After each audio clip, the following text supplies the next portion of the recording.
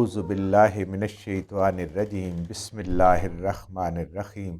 اللہم صلی علی محمد و علی آل محمد۔ اللہ جل شانہ کا بے حساب کرم احسان اس ذات کا کہ جس نے ایک دفعہ پھر قرآن مجید سمجھنے کے لیے یہاں پہ ہمیں اکٹھا کر دیا۔ آج ہم انشاءاللہ چوتھا پارہ سورہ آل عمران کی آیت نمبر 169 سے اپنا سبق شروع کریں گے۔ سورہ آل عمران آیت نمبر 169۔ اعوذ باللہ من الشیطان الرجیم بسم اللہ الرحمن الرحیم ولا تحسبن الذین قتلوا فی سبیل اللہ اموات بل احیاء عند ربہم یرزقون۔ جنگ احد کی بات چل رہی ہے۔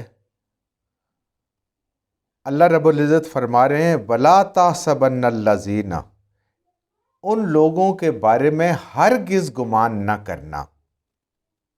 کن کی؟ قتل فی سبیل اللہ، جو اللہ کی راہ میں لڑتے ہیں، جہاد کرتے ہیں اور پھر ان کو مقام شہادت عطا ہوتا ہے۔ اللہ ان کو مقام شہادت عطا فرماتے ہیں۔ ان لوگوں کے بارے میں کبھی گمان نہ کرنا جو اللہ کے لیے جان دیتے ہیں، اللہ کے دین کی سربلندی کے لیے۔ فقط ان کی کوشش، ان کی خواہش اسی پہ ہوتی ہے کہ وہ اپنی جان جو سب سے قیمتی متاع ہے وہ رب کو پیش کر دیں، اور یہ نیکی کی چوٹی ہے۔ سب سے بڑی نیکی اللہ کے راہ میں اخلاص کے ساتھ اپنی جان کا نذرانہ پیش کرنا اور شہادت کی موت۔ فی سبیل اموات، ان کو مردہ نہیں کہنا، ان کو مردہ گمان بھی نہیں کرنا، یعنی کہنا یا سمجھنا نہیں، ان کا تصور بھی نہیں کرنا کہ وہ مردہ ہیں۔ بل احیاء، بلکہ وہ زندہ ہیں۔ رب فرما رہے، بالکل صحیح فرمان ہے، قرآن مجید میں آیا ہے، بات صحیح ہے کہ اللہ کے راستے میں جان دینے والا۔ لیکن یہ ان شہیدوں کی بات ہو رہی ہے۔ اس امت کی شہادت کے اور بھی بہت سارے درجات ہیں کہ جو کافر کے ہاتھوں، مشرک کے ہاتھوں، اللہ کے دشمن کے ہاتھوں جنگ کرتا ہوا دین کی سربلندی کے لیے شہید ہو جائے، یہ اس شہید کی بات ہو رہی ہے، کیونکہ جنگ احد اور جنگ بدر کے ذکر گزرے ہیں تو ان سے ہے۔ ویسے تو اور بھی کئی شہادت کی موت ہوتے ہیں، اچانک موت آ جائے، پیٹ کا درد ہو، اور اس طرح کی چیزیں جو ہے بہت ساری شہادت کے درجات ہیں اس امت کے لیے، نبی کریم صلی اللہ علیہ وآلہ وسلم کے طفیل۔ لیکن یہ ان شہیدوں کے لیے کہ جو راہ خدا میں اپنی جانیں دیتے ہیں، اسلام کے دشمنوں کے ساتھ، کافروں کے ساتھ لڑتے ہوئے، بلکہ وہ زندہ ہیں عند ربہم، اپنے رب کے ہاں، وہ اپنے رب کے پاس زندہ ہیں۔ اب رب کے پاس جو چیز ہے اس کا انسان شعور نہیں رکھتا۔ یرزقون، اور ان کو رزق بھی دیا جاتا ہے۔ یہ اللہ ہی جانتا ہے کہ وہ کس طریقے سے زندہ ہیں، کیسے ان کو رزق ملتا ہے، کیا ملتا ہے۔ لیکن اللہ فرما رہے ہیں قرآن کے اندر، نبی کریم صلی اللہ علیہ وسلم کا فرمان ہے، وہ اپنے رب کے قرب میں ہیں، ان کو خصوصی قرب اللہ نے عطا فرمایا ہے، اور جیسے اللہ چاہتا ہے ان کو رزق عطا فرماتا ہے۔ یہ اللہ ہی جانتا ہے، لیکن اللہ فرما رہے ہیں تو ان کو مردہ بھی نہیں کہنا ہے، شہید کو شہید ہی کہنا ہے، اور اس کو اللہ کے ہاں سے رزق ملتا ہے۔ بلکہ اگر یاد کریں ہم تو سورہ بقرہ میں ہم نے پڑھا تھا کہ اللہ نے شہید کو زندگی دی ہوئی ہے جس کا تمہیں شعور نہیں ہے۔ تو جیسے اللہ کی قدرت کی بہت ساری چیزیں ہمارے شعور میں، سمجھ میں نہیں آ سکتی، جیسے روح کے بارے میں ہے، انسان کا جسم اس وقت تک زندہ ہے جب تک اس کے اندر روح ہے۔ جب روح ختم ہو جائے، نکل جائے، تو یہ جسم مردہ ہو جاتا ہے۔ پھر جب روح اللہ لوٹائیں گے اس جسم میں تو یہ جسم پھر زندہ ہو جائے گا دوبارہ اٹھنے کے لیے۔ تو ایسے ہی روح کے بارے میں بھی بہت تھوڑا علم ہے۔ نبی کریم صلی اللہ علیہ وسلم نے بھی یہی فرمایا ہے کہ یہ ایک علم اللہ کے نے جو دیا ہے، یہ ایک تھوڑا علم ہے جو انسانوں کے پاس ہے۔ اس کی حقیقت سمجھ نہیں آ سکتی کہ یہ کیا چیز ہے، کیسے چیز ہے، کیونکہ یہ عالم امر سے تعلق رکھنے والی ہے۔ تو ان کی زندگی جو شہداء ہیں اور ان کا رزق جو ہے یہ بھی عند رب ہاں، اپنے رب کے ہاں ہے۔ تو اس لیے یہ بھی عالم امر کی بات ہے جو انسان کو سمجھ نہیں آ سکتی، لیکن پورے یقین کے ساتھ کہ یہ ایسے ہی ہے۔ فارحین بما آتاہم اللہ من فضلہ، فارحین، یہ جو اللہ کے راستے میں شہید ہیں، وہ پیچھے تھا نا آیات میں کہ اگر ہمارے پاس رہتے تو یہ قتل نہ ہوتے، اور اللہ نے پھر جواب دیا کہ اپنی موت کو ٹال کے دیکھو۔ رب فرما رہے ہیں فارحین، یہ بہت خوش ہیں، بما آتاہم اللہ من فضلہ، جو کچھ اللہ نے ان کو وہاں اگلی دنیا میں، عالم برزخ میں اللہ نے جو کچھ ان کو نعمتیں عطا کی ہیں اس پہ وہ بے حد خوش ہیں۔ وَيَسْتَبْشِرُونَ، اور وہ خوشخبریاں ہیں ان کے لیے، اور وہ بہت خوش ہیں، خوشیوں کے جیسے کہتے ہیں نا شادیانے بجانا، یستبشرون ہوتے انتہا درجے کا خوش ہونا، بالذین، ان لوگوں کے لیے، لم یلحقوا بہم، جو ابھی ان کے ساتھ نہیں ملے، من خلفہم، جو ابھی ان کے پیچھے ہیں۔ جب اللہ نے ان کو شہادت پہ یہ انعامات عطا فرمائے، اپنا قرب عطا فرمایا، ان کے درجات بہت بلند کیے، ان کو زندہ کہا گیا، ان کے لیے رزق اللہ نے میسر کیا، تو ان کی یہ خواہش ہے کہ یہ ہمارے بھائی مسلمان جو پیچھے رہ گئے ہیں یہ بھی شہادت کی موت مریں اور ہمارے پاس آئیں اور اسی طریقے سے اللہ کی نعمتیں حاصل کریں۔ بات یہ ہے کہ وہ تو سمجھتے تھے، اتنا ایمان تھا کہ زندگی تو ایک دن ختم ہونی ہے، تو کیوں نہ اس کا خاتمہ ایسے ہو کہ جس سے رب بھی راضی ہو جائے اور اللہ کا قرب بھی نصیب ہو جائے۔ تو وہ ان کے لیے جو پیچھے رہنے والے ہیں، ان کے ساتھی ہیں، ان کے بارے میں بھی ان کا یہ گمان ہے کہ ان کی خوشخبریاں ان کو ملیں اور وہ روحیں ان کے ساتھ ملیں، کیونکہ یہ ہم نے جب اگلے جہان میں جانا ہے، عالم برزخ میں، عالم قیامت والے دن، حشر والے دن، تو یہ جتنے پچھلی ساری ہماری میموری ہے، جتنی رشتہ داریاں، جتنے مسائل ہیں، ان سب کو ہم اسی طرح شعور ہوگا جیسے آج ہمیں اس کا شعور ہے۔ الا خوف علیہم ولا ہم یحزنون، ان لوگوں کو اب نہ کوئی خوف ہے نہ کوئی غم ہے۔ خوف کس چیز کو ہوتا ہے؟ مستقبل میں، اب ہمیں خوف ہے، پتہ نہیں ہمارا خاتمہ کیسے ہوگا، پتہ نہیں ہمارے ساتھ کیا ہوگا، کس طریقے سے خاتمہ ہوگا، یہ ایک خوف ہے۔ خوف ہوتا ہے مستقبل کے لیے،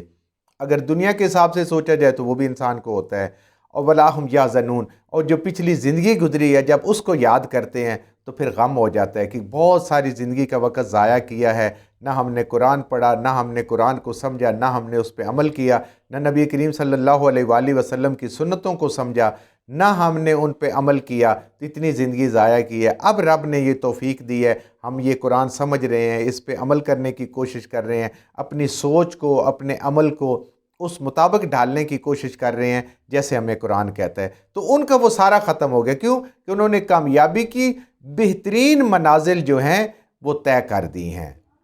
اب شہید کے بارے میں نبی کریم صلی اللہ علیہ وسلم کی مبارک حدیث ہے کہ جب یہ شہید اللہ کے پاس جائیں گے، یہ جب جاتے ہیں اوپر، اور قیامت والے دن بھی ان سے جب رب پوچھے گا کہ بتائیں اور تمہیں کیا چاہیے، بتائیں اور تمہیں کیا چاہیے، تو اللہ کی اتنی نعمتیں ہوں گی کہ ان کے پاس کوئی جواب نہیں ہوگا، اتنی اللہ کی نعمتیں ہوں گی۔ جب اللہ دوبارہ پوچھیں گے ان سے، بار بار پوچھیں گے، جب یہ سمجھ رہے ہیں کہ ہمیں جواب دیے بغیر گزارا نہیں ہے، تو اس وقت ان کا ایک ہی جواب ہوگا سب شہداء کا، کہیں گے یا اللہ تو ہمیں پھر دنیا میں بھیج اور ہم تیرے راستے میں لڑیں اور پھر یہ شہادت حاصل کریں۔ اس سے انسان اندازہ کر سکتا ہے کہ شہید کی جو موت ہے اس کے اندر کتنی لذت ہے، ورنہ کوئی بھی شہید کے علاوہ دوبارہ دنیا میں نہیں آنا چاہتا کہ وہ دنیا میں، وہ کہتے ہیں بس ایک دفعہ کامیابی مل گئی ہے الحمدللہ، پتہ نہیں دوبارہ میرے ساتھ کیا حشر ہو۔ شہید ہوگا اس کی یہ خواہش ہوگی، اللہ سے فرق کہے گا یا اللہ مجھے پھر دنیا میں بھیج، لیکن اب قانون قدرت ایسا اللہ نے خود بنایا ہوا ہے کہ دوبارہ پھر دنیا میں آنا نہیں ہے، ان کو مقام مل گیا ہمیشہ ہمیشہ کے لیے۔ یستبشرون بنعمت من اللہ وفضل، یہ سارے اتنے خوش ہیں، ہر وقت خوش رہتے ہیں اس چیز سے، ان نعمتوں سے جو اللہ نے ان کو عطا کی ہیں اپنے فضل سے۔ اب اللہ کے فضل سے جو نعمتیں عطا ہوتی ہیں وہ پھر جیسے اللہ کی شان ہے جو ہمارے عقل میں، علم میں نہیں آ سکتی، ہمارے بیان میں بھی نہیں آ سکتی، ایسے ہی اللہ کی نعمتیں ہیں۔ وَأَنَّ اللَّهَ، اور بے شک اللہ، لا یضیع، بالکل نہیں ضائع کرتے، اجر المؤمنین، اے ایمان والو جو بھی تم نیکیاں کرتے ہو تمہیں یقین ہونا چاہیے کہ تمہارے رب کے پاس محفوظ ہیں۔ انشاءاللہ آگے ہم قرآن پڑھتے جائیں گے، خالی محفوظ نہیں ہیں، اللہ ان کو پال رہے ہیں، اللہ ان کو پال رہے ہیں، وہ بہت زیادہ ہو چکی ہیں جتنا ان کے اندر خلوص ہے، اور اس کا جب اجر اللہ عطا فرمائیں گے تو وہ اس سے بھی بڑھ کے ہوگا، یہ اللہ خود قرآن میں بار بار فرماتے ہیں۔ تو اے ایمان والو نیک اعمال کرتے رہو، تمہارا کوئی بھی چھوٹے سے چھوٹا عمل ذرے کے برابر بھی جو ہے وہ ضائع نہیں ہوگا۔ اور ایسے ہی اگر دیکھا جائے تو جو ایمان کے بغیر ہیں ان کا بھی ایک ایک جو گناہ ہے وہ بھی اسی طریقے سے اللہ کے ہاں محفوظ ہے اور وہ ان کے سامنے آئے گا۔ الذین، وہ لوگ، استجابوا للہ و رسولہ، جنہوں نے قبول کر لیا اللہ کو اور اللہ کے رسول صلی اللہ علیہ وآلہ وسلم کو، من بعد اس کے بعد، ما اصابہم القرح کہ جب ان کو زخم لگ گیا، جب ان کو تکلیف پہنچ گئی۔ اب اس آیت میں ان ایمان والوں کی شان بیان کی جا رہی ہے کہ جب احد کی جنگ ختم ہوئی اور مسلمانوں کی یہ حالت تھی کہ جو خالد بن ولید اس وقت مسلمان نہیں ہوئے تھے رضی اللہ تعالیٰ، انہوں نے کہا تھا ابو سفیان کو کہ یہ جو احد کے پہاڑ کی طرف چڑھ کے جا رہے ہیں یہ تھوڑے سے مسلمان ہیں، آج موقع ہے ہم ان کو ختم کر دیں، لیکن انہوں نے کہا نہیں، اب یہ اٹھنے کے قابل نہیں ہے تو ہم یہاں سے بھاگتے ہیں۔ تو نبی کریم صلی اللہ علیہ وسلم جب جنگ ختم ہوئی، لوگ مدینہ ابھی پہنچے ہی ہیں اور وہ شہادتوں کے افسوس، غم اور وہ زخمی تھے، اللہ کے نبی صلی اللہ علیہ وآلہ وسلم نے دوبارہ سب کو حکم دیا کہ سب اپنے ہتھیار پہن کے جس حال میں ہیں، جو زخمی ہے جیسے بھی ہے، وہ آئے اور ہم ان کفار کا پیچھا کریں، جس کے پیچھے حکمت یہ تھی کہ کہیں ایسا نہ ہو کہ یہ دوبارہ حملہ کر دیں اور مدینہ کے اوپر ان کو پریونٹیو میئر کے طور پہ پہلے ہی انہوں نے لشکر کو اپنے تیار کیا۔ اور یہ ایمان والے تھے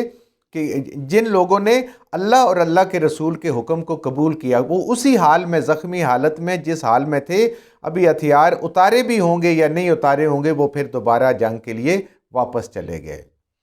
تو 8 کلومیٹر بلکہ 8 میل تک نبی کریم صلی اللہ علیہ وآلہ وسلم اپنے ان اصحاب کو، ان جان نثاروں کو لے کے مدینہ سے باہر آئے، اور وہاں سے ایک تجارتی قافلہ آ رہا تھا۔ انہوں نے بتایا کہ ابو سفیان جو ہے وہ یہ کہہ رہے تھے کہ ابھی یہاں سے ہی واپس چلیں اور دوبارہ مسلمانوں کو ہم ختم کر کے واپس آتے ہیں۔ جب ادھر سے جاتے ہوئے قافلے نے بتایا کہ مسلمان تو تمہارے اوپر حملہ کرنے کے لیے آ رہے ہیں، ان کو کوئی ایسا نقصان نہیں پہنچا کہ جس سے وہ نعوذ باللہ ختم ہو جائیں، تو اس نے ارادہ ترک کر دے واپس چلا گیا، اور نبی کریم صلی اللہ علیہ وسلم مدینہ سے 8 میل باہر تقریباً بدر کے مقام تک پہنچے، اور اس سے پھر واپس آئے، اور کافروں پہ یہ دھاک بیٹھ گئی کہ ایمان والوں کو جتنا بھی نقصان پہنچایا، لیکن ابھی ان کے اندر جان بھی باقی ہے اور وہ لڑنے کا حوصلہ بھی رکھتے ہیں، ہمت بھی رکھتے ہیں، ان کا اللہ تعالیٰ ان کے ساتھ ہے۔ ان لوگوں کے بارے میں ذکر ہو رہا ہے کہ ان لوگوں نے جنہوں نے اللہ کے اور اللہ کے رسول صلی اللہ علیہ وسلم کا حکم مانا، اس کے بعد کہ وہ اصابہم القرح کہ وہ زخمی حالت میں بھی تھے، لیکن انہوں نے اللہ اور اللہ کے رسول صلی اللہ علیہ وسلم کے حکم کو مانا۔ للذین احسنوا منہم، یہ لوگ ہیں جو نیکوکار ہیں، منہم ان میں سے، جو گروہ تھا وہاں پہ، واتقوا اور یہ پرہیزگار لوگ ہیں، اللہ سے ڈرنے والے لوگ ہیں، اجر عظیم، اور اللہ کے ہاں ان کا اجر عظیم ہے، اللہ ان کو بدلہ عطا فرمائیں گے عظیم۔ اللہ تعالیٰ کی جیسے اپنی شان، ایسے ہی وہ اس کا بھی تصور نہیں کر سکتے کہ اس کے بدلے میں اللہ جو ان کو عطا فرمائیں گے، جو انہوں نے اپنی نیت ظاہر کی اور نبی کریم صلی اللہ علیہ وسلم کے ساتھ دوبارہ زخمی حالت میں اپنی جان دینے کے لیے پھر وہاں پہ نکل پڑے مدینہ سے۔ جو کچھ ہم نے صحیح پڑھا اللہ ہمارے ذہنوں میں، دلوں میں بٹھا دیں، جہاں جہاں پڑھتے ہوئے بولتے ہیں ہم سے غلطیوں کو اللہ میں معاف فرما دے، اور ان غلط باتوں کو ہمارے ذہنوں سے، دلوں سے اللہ کی ذات نکال دے۔